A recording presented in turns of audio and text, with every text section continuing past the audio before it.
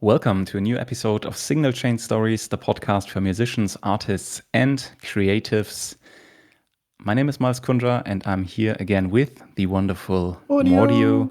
Woo, woo, woo, woo, woo, woo. Welcome, my friend. And in today's session, we will speak about perfectionism. Very Yeah. interesting topic. And we wanted to share with you some of our thoughts on the topic, how it can actually be not very helpful when you are creative, because perfectionism can lead to a never ending circle where you constantly try to get back to a project, improve it until you get to the point where you never release it. So it's basically about to stop tweaking and start releasing your work and not to try to over perfectionize it. And I can just speak for myself. I've been a victim for this for a very long time, especially when it comes to YouTube. I tried to really perfectionalize my YouTube videos, that it took me way too long to make a YouTube video, until the point where I edited out different elements that no one would have ever noticed. And it's just, it can really kill your creativity. I mean that I think everyone knows that. That's the moment where you're like just I can improve this still. Yeah, forever actually you can do that, and that's the problem. I feel like 80% of the artists that you like in total, like whatever music or painting or whatever it is, 80% of them have that problem, and that's why we don't know them, because they never go out and actually release something. So I think the most art in these days exists on the hard drives of people or like sketchbooks. Agree. Yeah, that's a very good point, because jumping over that point where you kind of like say, now a piece is fully ready and I release it out to the world is very scary, because, I mean, at first you kind of like, I mean, I think there's always something you will find in a piece that is not perfect, because that's the human nature. We can't really craft perfect things.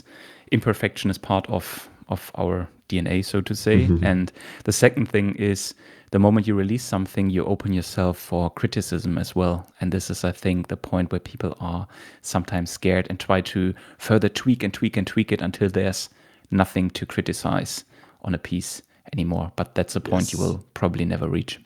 I think the problem is with that then you are not ready to release, maybe. So don't make it to a huge thing when you release it. You know, we have this like meta areas where you say like you release something, make a lot of promo, and boom, right? Everyone criticize it maybe, so you're scared and you don't do it. But then release it like on like a daily schedule kind of way. You know, like you just say, okay, I finished that track, release. I finished that track, release. Don't make a big thing out of it, and do that, because this releasing part for in music, for example, I would say this finishing part and like putting it somewhere and say it's done because I uploaded it. Other people saw it, so I cannot go back to it. There's no version 55. You know? So you're just like, okay, it's done. I think for this, it's really important to do that, just to get this like silence in your head to say, okay, I'm free again. What I do next, so you can evolve. Because then after evolving for a time, you just stop having these ideas, and you really become better because you release so much. I don't know. I'm talking from my story. In my world, it was like this. I got a studio here in Berlin, and I was kind of in a phase where I was working. I got my cash in some different ways, but like I was working not so much on full time. So I was like really having a lot of time to make music. And then there was a year, literally 1 year, I make every day a track. Wow. In this time, I also released them in a way that I just put them on SoundCloud and with the hashtag free download. Literally, I just dropped the shit out. Like, for me, it was just finishing something, uploading it so my friends can hear it, kind of vibe. And then, over the time, I just became better, obviously, because I do so many tracks that I didn't felt I need to overthink so much more. Because because you put it out, you get feedback on some point that is just constantly like maybe good, then you know that, okay, I guess I'm quite good with this. So you learn this, like, maybe my 30% is 100 for others, And I think in Yeah. that moment, when you have that in mind, that this could be possible because you hear it many times, you are not so hard more on you. And then I think it's way easier to release stuff also. And for this, you have to kind of go over this point where you just say, okay, I worked long enough on this track, and I feel like it's finished. So let it be finished, Don't Yeah. overthink it. 100%. Think more about the excitement that you can start now something new, and maybe it can be completely something else. Yeah. Yeah. Yeah, that's a really great point. And what I like to add to that is I had the same thing, kind of like the struggle with releases, and then I practiced releasing. And one of my biggest fears was that when I released something that I really liked, or that when I worked on something that I really liked, one of my thoughts was, I will never have such a good idea again. This is kind of like the best idea I will ever have, so it has to be perfect. And that's such a big lie that you're telling yourself, because in the moment where you start releasing more frequently, you also realize that your brain and your creative work generates more ideas and you become better. It's like creativity is a muscle that you train through that. And that idea that you thought kind of like 1 year ago was your best idea, now you're already outperforming it, because in that year you released 12 other tracks, and each track got a little better because you got the practice with all the different tools. So I think that's another lie that our brain is telling us, that you need to perfectionize something because it's your best idea, because it's actually not. It's Also, not your the best fact idea. when You will you have a better think one. when you think about it, like when you hear the sentence from yourself, from something that you created, this was so good, I could never do this again. Seriously? But you did that, Yeah, so it's possible. exactly. Yeah, it's possible. Exactly. And that confidence, creating that, I think you can just do that when you release frequently, because when you always have this process of overthinking and saying, oh, this needs to be perfect and this needs to be the best version ever, then yeah, it just You're it just doomed. doesn't work. Yeah, you're doomed. You're stuck again in the loop of It's just a perfectionism. fact, It's literally a fact. It's a muscle that you de-learn also again slowly. But it's a muscle that you're into that and you become better. Yep. Totally, because you doing it. So every time you will go a little bit further because it's natural. It's Yep. it's like a muscle. Like, you cannot carry this glass here right now. It's too heavy. After 2 weeks carrying it with like a lot of effort, you don't feel it anymore. And Exactly. the glass, The but, glass, but that heavy glass. there's not so many examples lying around here right now. That's a perfect one. That's a perfect one. I'll now do my bicep curls with this glass here. But yeah, you get the point, I guess. It's just a muscle, and it is really like, even if you don't believe it right now, too depressed for believing in you, just do it for 1 week. Otherwise, don't doubt yourself, like, do it Yeah. 1 week, every day a track or something, if you can handle it, to make a holiday, and just like, don't go away, or go away, but only your laptop or only your device, and then make tracks. This is the only mission. After this week, you will make another track for sure, because you will have the habit to open the DIW or whatever, or Yeah. start painting or writing. And that is this habit then, it becomes a habit because you learned it over the week hardcore, so it becomes like your nature. Then it's starting to be a habit, and if you don't never cut this habit, you just become better and better Yeah. and better, and then you do more with these things, whatever you do. If you're a writer, you start to make maybe live poems on some bars, and people recognize you again. It's just more because you're loving it so much, and that's the only Yeah. thing why you're doing it. So 100%. you should not doubt yourself. You just do what you love. It sounds so simple and like classic, but it's literally, when you take up like, you sit down, listen to these words, do what you want. When you can hear that, I can just hear that Yeah. in art. Normally people always want to tell me what to do, and in my art, no one tells me what to do. I just do it. Yeah. And I limited myself a lot in the past. I have to make techno. This is what people expect, or for example, or I Mm-hmm. have to do this and this. And now I just do what I want. Like I found ambient and I really seriously loving it now, and Yeah.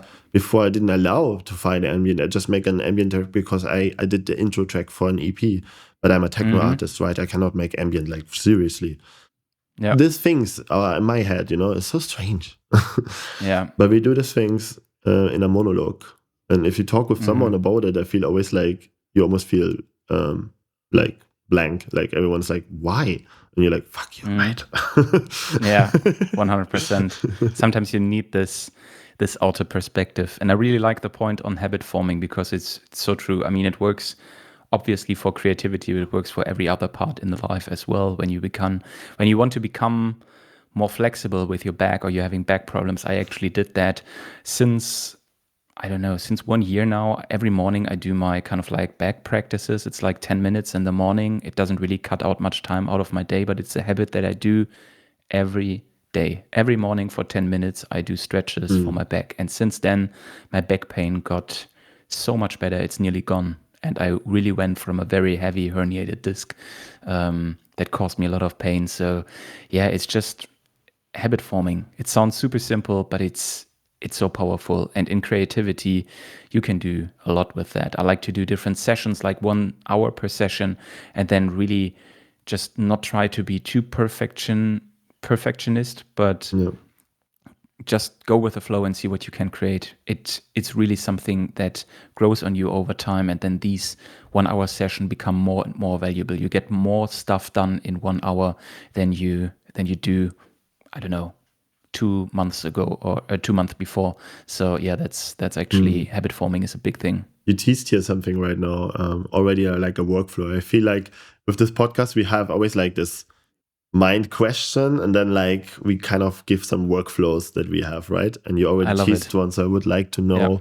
So you feel like you don't want to go into self-doubt mode again, right? And you have a routine for that. Is there Hmm. like a way how you open your DIW and have like rules or something to maybe like, because I have this little exploring rules sometimes where I just like, I Hmm. don't make a track now. I put all this pressure away, and these are Yeah. my best tracks in the end. I mean, we all know the story. I don't have to even One tell, right? 100%. I have the exact same approach. Like I can tell from yesterday, I was making music and I thought I want to make music with my sub 25 again. So I just went to the sub 25 and started to patch on it, kind of like dial in some tweaks, Mm. work with the modulation and stuff like that. And then I just added some reverb and delay. And out of that, there was just a progression I played that I absolutely loved, but it was not created because I thought I wanted to create something. It just came naturally because my intention for that hour session was to make sound design on the sub 25. Just with that synth, sit down and make some sound design with some reverb and delay that it sounds beautiful, and then For the fun, just yeah. drift away for the fun. But then really from that, it just happened naturally that I had this progression that I now kind of like then in the end of the session said, it's too beautiful. I need to just quickly record the MIDI notes so that I know the next day or the next time I will revisit this, what I played there, and then just see what grows out of it. And now I have already a really nice sounding, great start to what could be, I don't know, an ambient track. It could also become a melodic house techno track. I don't know yet, but Ah, it's just something that is there. And that kind of like came from something where I thought I just wanted to make a sound design exploration session. And sometimes these sessions also end with no result, which is completely fine. In the end, in the beginning, I always thought, and there comes perfectionism again. I thought, okay, I need to make a session and there needs to be an outcome. And when that wasn't the case, I kind of like put myself down. I said, this is bad because you didn't generate anything of worth, so to say. But this is not, it took me actually a long time to realize that this is not how art works. Art is like you do something and sometimes nothing gets out of it, but you still learn through the process. Kind of like there are new things that you learn that you can apply maybe sometime in the future, but you don't realize yet. And this is Yeah. something I had to understand for myself. So this is why I don't stress myself anymore about these sessions, and they are just free exploration. What comes out of it comes out, and if not, it's completely fine. I want to add to the art thing actually also, because I feel like art is, in the best case, you feel something really emotional, whatever, and you just know you have to create right now. But we don't have this most of the time. We sit more True. in this like, I want to do something, but I don't know what. And I feel like writers, painters, they have this like sketchbooks, yeah, where they just paint. And a lot of painters, I talk here in Berlin, I have a lot of friends that also like having always a sketchbook with them, painting a little bit. And sometimes I'm like, did you saw something you want to paint or something? Because they just start randomly. And then, no, it's more like a hand training. And sometimes something cool comes out. I just have the habit to do it daily. So if something cool comes out, I have it for later when I want to make art. I have a good start point. So literally what you say, like you created this amazing nice because you was freedom. Yeah. Like art is freedom. So you was free, no rules. And you said MOOC. That's all. Yeah. One trigger, nothing else. And then you make it sexy, so it sounds nice. It's pleasure. It's not just like work. I have to hear the sinos like just like this to make the right decisions. No, you don't looking to emulate the new 101 sound there. No, you literally want freedom and want to see if this thing can do something you don't know. Surprise, something, right? You're looking for a surprise. And then in this moments, I feel like it's holy. You just make them sounding nice with delay or reverb or something. Build something beautiful and say also like don't build something around, just isolate one device for you. Make everything you can do with one device till you see you hitting the roof, right? More you can't do with it. And save that for later. You put it out, good job. Here, if you feel it too much, go for it. That's what you actually wanted. Right? But if you don't feel it still, but you do like the sound, save it. And then literally get the habit, that was hard for me too, to not start blank always. Go back. Did you have like potential tracks that you started where was some cool element inside? Most of the time you can go there, delete the rest, just keep that one element that you actually like, and then start from there, scratch. Yeah. That's a very good idea. And that makes you kind way of like faster. idea starters. Yeah, and then it's also not so hard on yourself because this wow moments you go, you know you have to create and you go on the computer 10 minutes and you have your track. That happens 2 times a year maybe, you know, like you never know. So it's better to like do it like a habit, a little bit, just for like, literally a habit. And then most of the time you have a lot of good stuff you can start with what is really easy then. Yeah. So you have these creator channels, you would say, where you just make sounds like you did. Yeah. Then I would say you have like some sessions in the months where you say, I want to just sit down and try to make music. So I have 8 hours if I want to, you know, or I have 5 hours.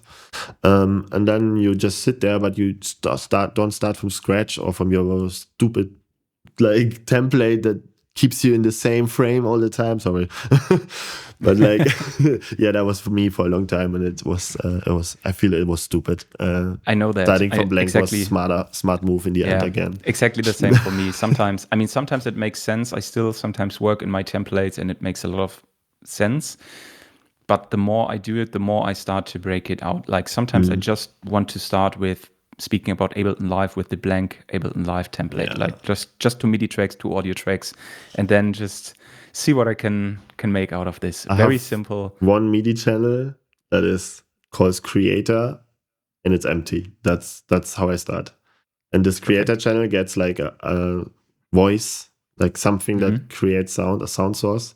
And then I sound design that thing like crazy and make effects and like this till I think, wow, this sounds amazing. And then I record it to audio. And then I make more sound design and record it to audio, more sound design, record it to audio until I have 8 channels. And then I make like something out of that. Like a lot of rhythms that like start to make some sense together. Then you sound design them one by one, like in solo or something. And then you put maybe some drum machine on top or whatever you want to do with it.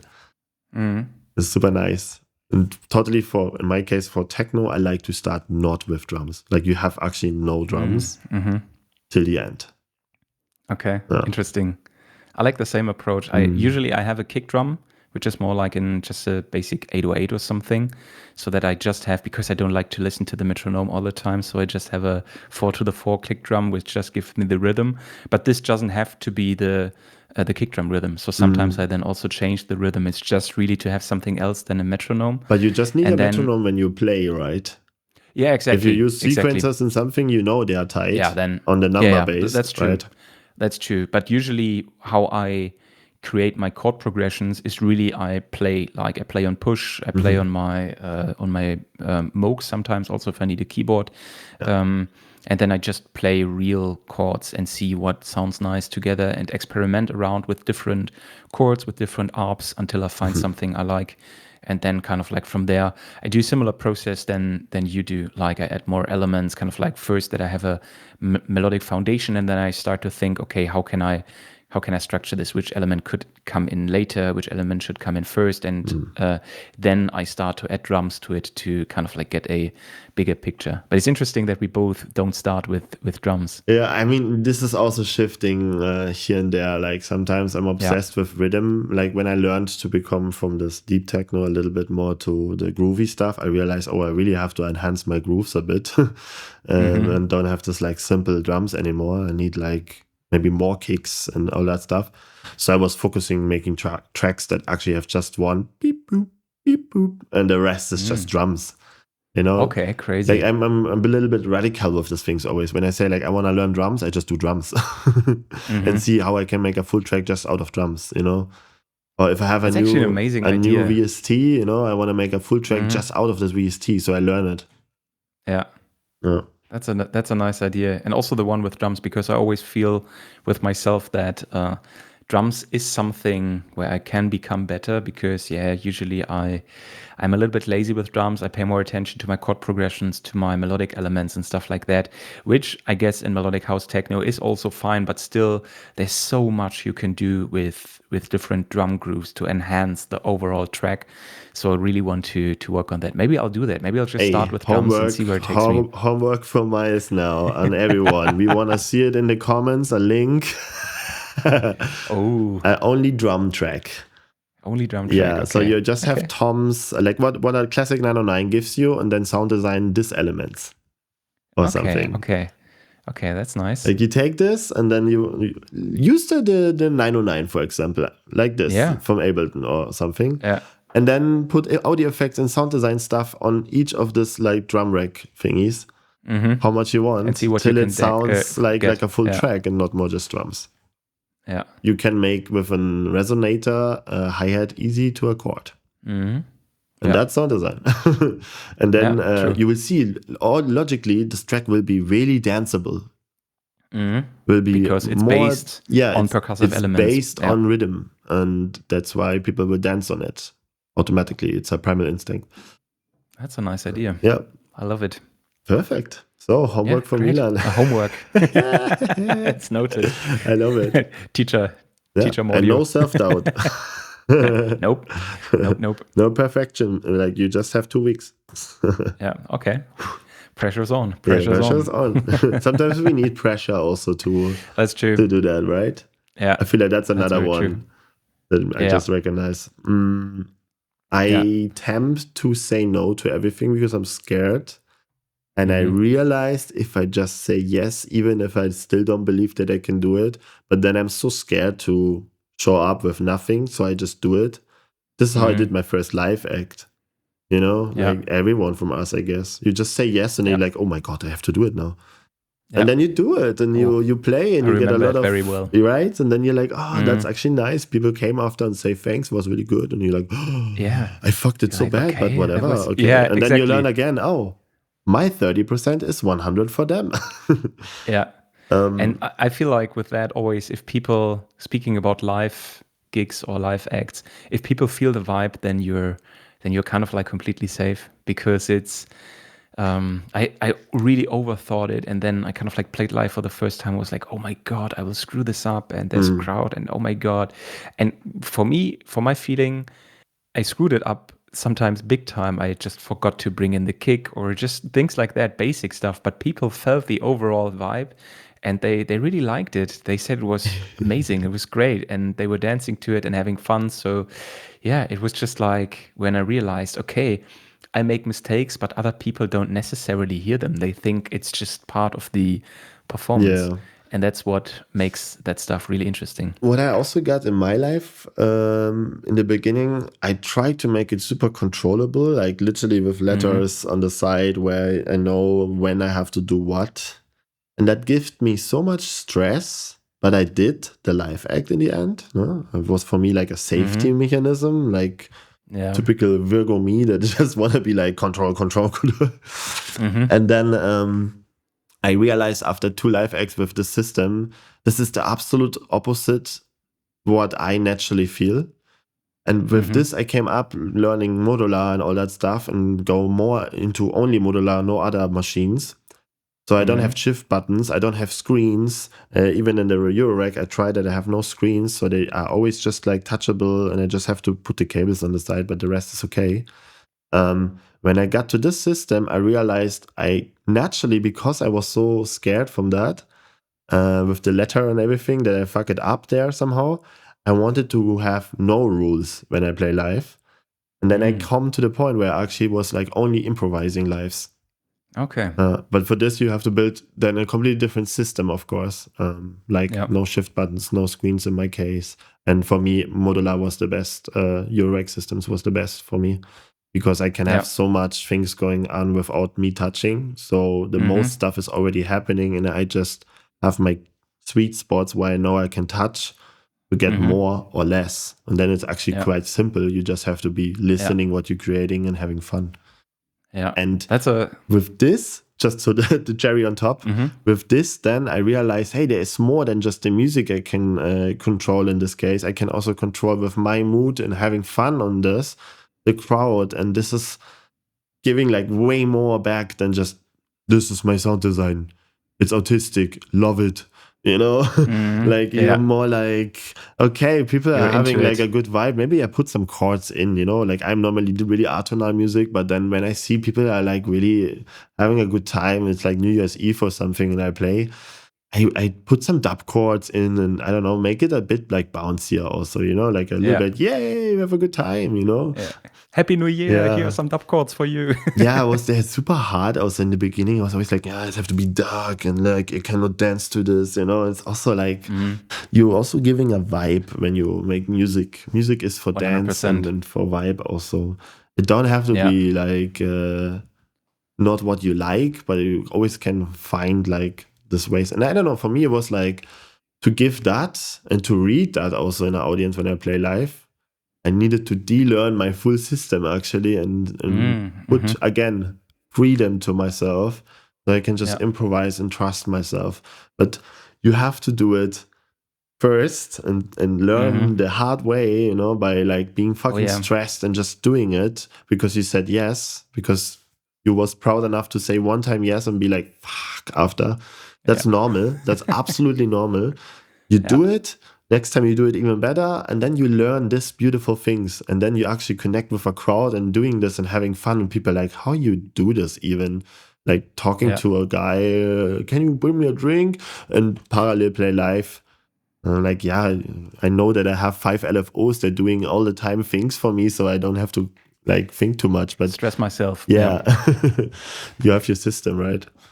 Yeah, makes total sense. I actually came from, or still coming from the same background, because I definitely want to play my tracks live, but I want to kind of like remix them on stage. So it's not that I come on stage, as you said in the beginning, and have kind of like a paper and just play the tracks as they are. I used to do this when I first played live because I had, same as you, so much stress and I was so scared to mess up and not be perfect. And then I realized it was good, but I was missing something for myself because I was not really having fun, because I just stressed myself out to really fulfill kind of like all the different kind of like connections and the things I had to press at the right time. It was just not free creativity and performance. It was just like, as someone who I don't know if you learn a poem and you really need to say it perfectly, and it's a really long poem, and you you try to learn it and learn it and learn it, and then you forget one word, and then the whole performance is screwed, like that, You right? go away Yeah, you in the go middle away of and the you're like, performance. fuck, I And failed. then I went to, what? And you Yeah, go and away. then how much stress is in there? It's crazy. Yeah. Like how something like that can stress you out. And then I realized, okay, when I give myself more freedom, it's actually way easier. It doesn't have to be perfect. I can start the moments when my life sets really came to life was when I started to remix some tracks in one another and tried some different things, worked with transitions between tracks, sometimes stayed in these transitions for 5 minutes or even longer because the transition actually was really cool and there was some groove going on. And And I you said, find the I don't filter want to cut move off on. again, and you're like, Exactly. Yeah, exactly. You just do yeah. fun stuff, and then it's just so much fun. And that's when I realized, okay, it doesn't have to be perfect. It's just I need to create a system that gives me the freedom, while at the same time I can play my own music. And that's where I'm currently more leaning into, where I say, okay, things like Sting 2 that we also talked about in one of the recent episodes It's just is fun. something. Yeah, I want to implement that in my upcoming live sets, like the one I'm playing Yes. in November in Berlin. I want to sequence my Moog Mother 32 with Sting and just do some fun stuff in Yo, between songs. Like I want to have the flexibility that the Moog plays the MIDI patterns that I created, but also create some completely new ones for me. would And definitely that's what do I want that. to do. Like Yeah. if you have the push for the control of the clips with Hmm. Ableton, Yeah. that's the control. And then you want one device where you can just connect. Like when you feel like, okay, I did my part here. Yeah. This is running now. There's a new loop going on here. Everyone is happy. Okay, let me go there and jam. And Yeah. then when you are like done with the jam, you feel like you're repeating something. You're like, okay, back there, new clips. This is the perfect ping pong. It's like a Yeah. DJ. I would 100%. definitely do that. And one device have Yeah. to be control. Okay, get that. And one device Hmm. have to be absolutely freedom. And that like Sting is freedom in person. Then in an Yeah. analog way to touch it also is even more Hmm. nice, I think. Geil. Yeah. And then Yeah. the fact that you have a fat ass Moog sitting there and you can touch everything parallel, making sequences like more or less, more or less. This is pure Yeah. fun. This is pure fun, and the Yeah. people will feel it. You connect a Yeah. little bit with the audience, then you go back to control. Okay, let's have a new track coming in, kind of. It's super Hmm. nice to have this A/B. I Yeah. played for a time with the push, just for having that.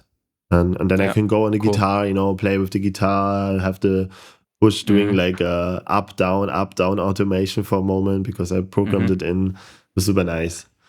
Nice. Nice. Yeah, Do that would be that. fun. I come Yeah, to your I gig, will. huh? I And know, I know. Pressure's on. I will do my homework again, promise. do your homework. Ah, awesome. I really like that. Another thing that I wanted to mention about perfectionism, one thing that I like to do is I think a lot of people can relate to that when you try to force a sound into something that exists Oh and you yeah. try to really tweak it and shape it, but it is not really there. But you keep going because you really want it to be in there. Stop that.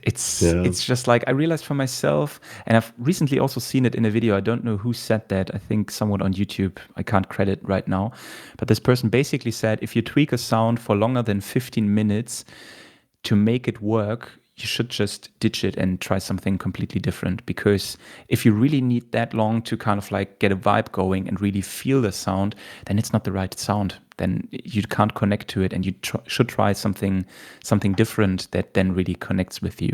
And that's also helps with perfectionism because you learn to move on to other things way quicker, and this way be more flexible with your tools that you have. I remember that I make that to a rule for myself, actually. So I didn't have a time point, but like when I felt like I'm sitting quite long on this kick right now, I delete the kick and Yeah. try like from the beginning making a kick or something. Hmm. Literally. Just because Yeah. I feel like this one is poison. Poisonite. Hmm. It's like it's making Yeah. me feeling bad. Ciao. And like I see it like this, and I think also many times on YouTube I hear that also, like totally in interviews about art in total. Creativity is also like on a timeline, right? You can have the spark in the middle of the day, whatever, right? Some people are having it in the middle of the night, Yep. whatever. You know it, you will do it, you will make some music, you will make it without thinking about that you're actually having a spark. You will just opening Ableton maybe or do something. I feel like if you don't use wisely this time, it's almost your fault when you stuck for this full time on one kick. So I feel like if you give yourself a little bit of like a rush to get somewhere where you're already jamming.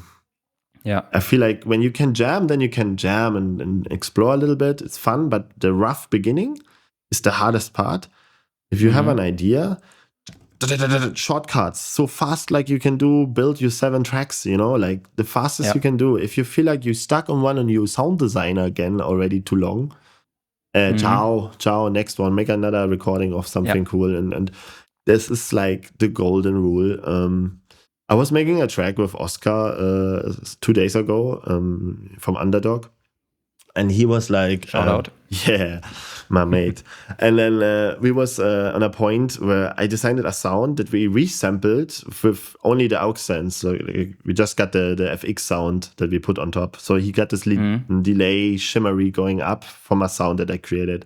Then I liked his delay thingy more than my actually sound. And I went there and I just deleted it, and he was like, "Oh, really?" And I was like, "Yeah." It was bothering me. I just put it out, and then I started a new thing that was more based on what we have now from this FX sound, and with this also the frequencies come better together. And then it clicked again for him also. And these decisions that I learned to do these things, they come from this time where I just said, "Fuck it." You don't think too much about it. You just involve in the creative process. And you're not attached to these things, because attachment starts when the file is bounced. I put that to a rule for myself. That's a very good rule. Yeah. That's a really nice one. I like that. I really like that. What you could also add to that is the 80-20 rule in music production that comes from the corporate world. I think there's like that only 20% of the things that you do have to be really perfect, and 80% don't really have. Like there's this famous example from a corporate world when you kind of like have a team and you brainstorm about kind of like different things you want to do. And then you put all these ideas together to share with the team. The presentation that you do doesn't have to be perfect. The bullet points, the layout and stuff, no one gives a shit that this is perfect. So this is 100% fine if it's just 80%, and then you can move on, because what is important is the ideas inside. And I think with music, it's the same, that when you start to work on something and work on ideas, there's only so little that needs to be really perfect. And for other things, like if it's 80% there, move on to something else. Like as you said, when you really want to do everything 100%, then you will spend 2 hours of your session on just doing the kick, and then your 2 hour session is over. But if you say 80% is fine, I think you can get a kick to 80% probably in, let's say, 15 to 20 minutes, even faster. And then you have so much more time to do all the other stuff. It's also mixing, like I feel like sometimes you have to separate that you're now creating, and then on the next day when you come back and the thing is almost in the arrangement because you jammed it in, you did the full, I do that. I first create and then jam and have fun, and then I put it in the arrangement with like a jam, like I just record the session view, and then I don't touch it anymore. And then the next morning I come and see what I created there, and actually I'm super like radical with these things then, and cut stuff and make the mix tone completely different. But then it's cleaned up with like a fresh mindset, because also your ear reset it, everything. I think that's the perfect ping pong for me, like 2 days max actually for a track. But in the beginning, of course, 2 days is a bit too much to ask. Depends, of course, of you as a person. But this is something I think is also really important to see sometimes, that you're mixing right now. In the beginning of the first 10 minutes, you're mixing your kick. Like just make a kick so you have a groove.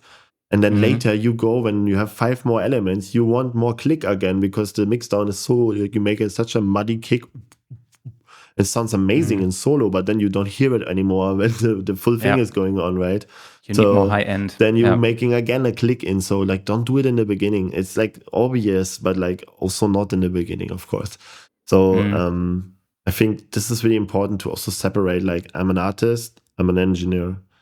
And the engineer goes and touch the EQ for 10 hours if he wants. But he started like fresh ears and then 2 hours maybe only engineer stuff, only a little bit of compression here, a little bit this, okay. But you don't touch the outcome so much anymore. Only if one element is completely fucking the mix and you're like, okay, it's my track, bye. Not like client work when you mix and you're like, oh, I want to delete this one channel. Yeah. So this ping pong between artist and engineer, I think, is super important sometimes in the music world, for example. 100%. And sometimes also, I mean, that's the big thing about creativity. Imperfections can lead obviously to some great stuff. I remember when I was working on an ARP sound and I had the delay time not dialed in as I wanted to have it synced, so as dotted eighth notes, for example, but I messed it up in the settings and I just had a time set in that was not synced to the groove. Oops. But this is what exactly made this sound lively and amazing. Something and then I learned now. Yeah, exactly. And then I went to the delay and thought, oh, I messed this up, I will just quickly fix it. And then I listened and I thought, no, actually before it was better, so I'll just leave it as it was before. And this is something where you then also have to give yourself the freedom to trust in these imperfect things. I also tended in the past, when I worked with LFOs and with modulations, I always wanted to have something synced because I thought, yeah, then it's already synced to the groove and then it kind of like grooves with the other elements. But exactly the opposite is, as I found out, the case. And nowadays I work way more with just Hertz values because I know if I just have 3 Hertz values at which the LFOs are floating, then the outcome is so much more interesting and it's so much more, it creates this weird polyrhythms and these nice kind of like little back and forth with your kind of like rhythm that then is synced to the beat. It's just so much more fun. I know. And it took me a long time to actually realize that. I got this. I learned also like going on Hertz more now with my delays, totally for the drums. Then they groove more because they're getting off the grid. And this is what I learned now, where I said I make only drum tracks. And then I just have drums. I don't have synths, right? So you use some delays on the drums. You try new things that you normally in your workflow don't do, for example, and then you're starting this new things. Oh, what is a vocoder on a kick sounding? Like just random moments. And then resampling that again to make another voice out of this, plus the sinus kick. Amazing. Wow. Okay. Didn't know that. You do these things. And I feel like this delay time moment was for me also like, this is why it grooves so much. And then I realized, okay, I have to work with swing and grooves way more also. Velocity differences. I completely know about them. Of course, everyone knows about them. But are you using them? Like really, really using them? Like conscious? I didn't for many years. Same. And I think with one of the latest Ableton, I think it was Ableton Live 12.1 or 12, was it 12? I don't remember. But there they implemented this randomize button for the velocity. And that was for me a game changer because I could mark all of my closed hi-hats, which were sounding really static because all of them were playing at the same velocity. And then I just clicked randomize.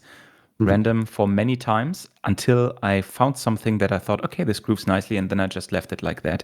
It was immediately something how I realized, okay, it's that easy to create groove, even if it's the same sound and there's no modulation applied. You can just through velocity, random velocity, there's immediately coming groove in play, especially when it grooves along with a kick drum or something. So that's game changers. I like that on my T1. Like I'm still learning the thing, but like there's this like you can hold random and then touch any knob you want and it gets randomized, right? So you have like the timing, the swing, all those things, and you touch them, and randomize them like forward, backward, la la la la la, like this, and just start grooving, and you're like, what? So nice. It's so nice because before it was just static and you didn't change any trigger note, and you're just changing this like timings. They're getting a little bit like weird, and they start to shuffle. The only thing I let is the kick maybe, and then wow, it's so cool. Yeah, you're really like surprised. Nice. Yeah. So it's always convenient when I think a device gives you this like randomization on many nodes is super cool. I think it came with 12, to be honest. It's 12. Okay. Yeah. Can be. Yeah. Yeah. I think we have it. Yeah. Yeah. I think we have it. I think a lot of good things in there. Some things for me to take away. I hope for homework, everyone watching. Oh yeah, homework as well. I need to do my homework. Shit. I feel like in school again. Oh boy.